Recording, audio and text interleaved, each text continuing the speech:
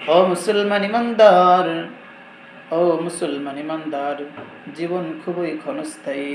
অল্প কিছু দিনের জন্য আল্লাহ তাআলা আমাদেরকে দুনিয়াতে পাঠিয়েছেন। অল্প একটি নির্ধারিত সময় দিয়ে আমাদেরকে দুনিয়াতে পাঠিয়েছেন। ওই নির্ধারিত সময় শেষ হওয়ার সাথে সাথে আমাকে চলে যেতে হবে। ও যুবক ভাইরা, দেখো না কত বন্ধু বান্ধব তোমার আশেপাশে ছিল, আজকে তারা দুনিয়াতে নেই।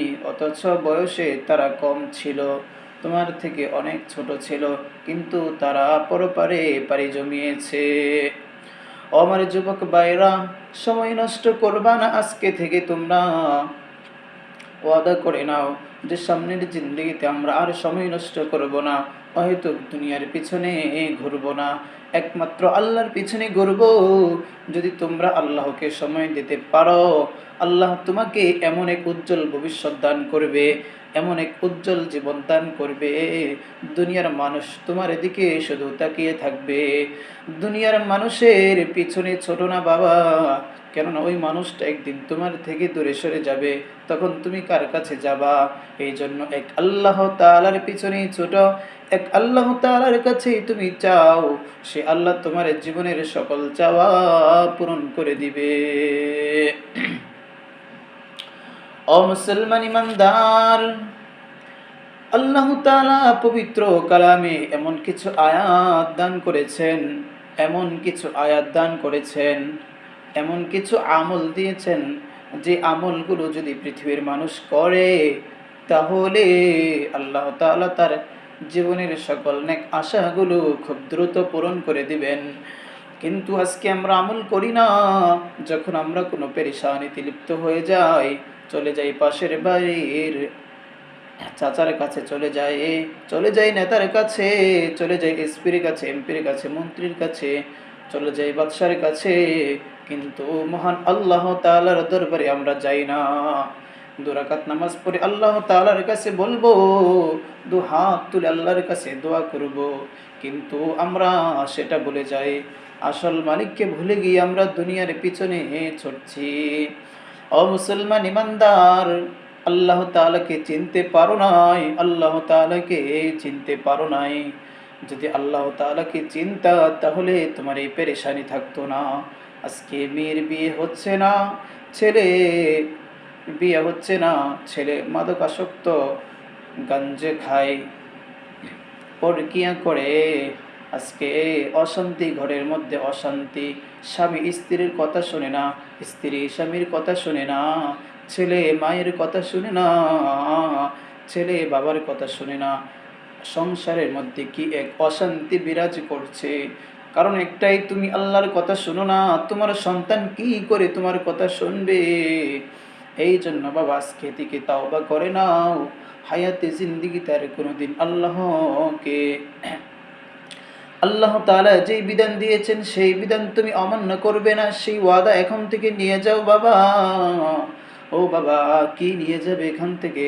দ্বীনি মাজলিস থেকে তোমরা কি নিয়ে যাবে বাবা? আল্লাহ তাআলার কাছে সেই দিন কি জবাব দিবে তোমরা? দুনিয়ার আজকে আমরা কত সময় নষ্ট করেছি চায়ের হোটেলে, চা স্টোরে গিয়ে কত গল্প গুজব করে, কত দোকানে গিয়ে কত গল্প গুজব করে সময় কাটিয়ে দিই বন্ধু বান্ধবের খপ্পরে পড়ে। ও আমার যুবক ভাইরা, ও আমার যুবক ভাইরা, আজকে আমরা ফেসবুক, ইউটিউব, মেসেঞ্জারে কত সময় নাই নষ্ট করি বাবা। ও আমার ভাই, কত সময় আমরা নষ্ট করেছি, কত রাত জেগে আমরা পাশের বাড়ির সকিনার সাথে কথাবার্তা বলি। ওই সকিনা দুদিন পরে অন্যত্র বিয়ে হয়ে যায়, ওই সকিনা দুদিন পরে অন্যের সাথে পালিয়ে যায়, ওই সকিনা দুদিন পরে আমাকে ছেড়ে অন্যের সাথে কথা বলে।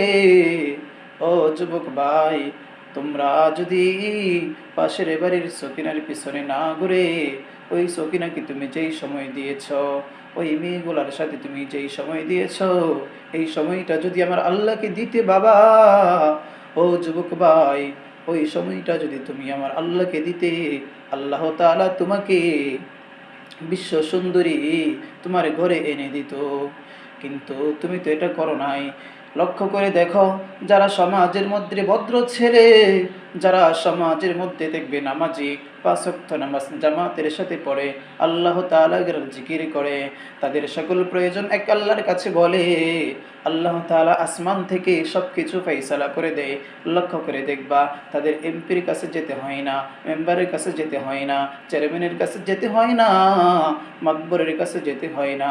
কারণ কি, তারা ঘরে বসে চাই নামাজে সেজদায় গিয়ে চোখের পানি দিয়ে আল্লাহর কাছ থেকে তারা তওবা করে, তারা সেই তাদের হাজত পূর্ণ করে নেই বাবা। কিন্তু তোমার যখন কোনো প্রয়োজন হয়, তুমি দৌড়ে যাও মেম্বারের কাছে, দৌড়ে যাও চেয়ারম্যানের কাছে, দৌড়িয়ে যাও এমপি সাহেবের কাছে, দৌড়িয়ে যাও এসপির কাছে, যাও ওসির কাছে, মাতাল হয়ে যায়। কারণ কি, তুমি সঠিক জায়গায় এখনো যেতে পারো নাই। এমপি ব্যর্থ হয়ে যায়, চেয়ারম্যান ব্যর্থ হয়ে যায়, মেম্বার ব্যর্থ হয়ে যায়, সবাই ব্যর্থ হয়ে যায়, তুমি হতাশ হয়ে যাও। কারণ কি, আমার আল্লাহর কাছে তুমি বলো নাই। কিন্তু তুমি যদি তাদের পিছনে না ঘুরে এক আল্লাহ তাআলার কাছে বলতে, তাহলে সেই আল্লাহ তোমাকে আসমানের ফায়সালায় তোমাকে সেই বিপদ থেকে উদ্ধার করে নিত। ও আমার যুবক ভাইরা, এখনো সময় আছে, এখনো সময় আছে, বোঝার চেষ্টা করো ভাই। এই মোবাইল মোবাইল তোমার আর কতদিন থাকবে? এই মোবাইল আজকে আমাদেরকে ধ্বংস করে দিচ্ছে।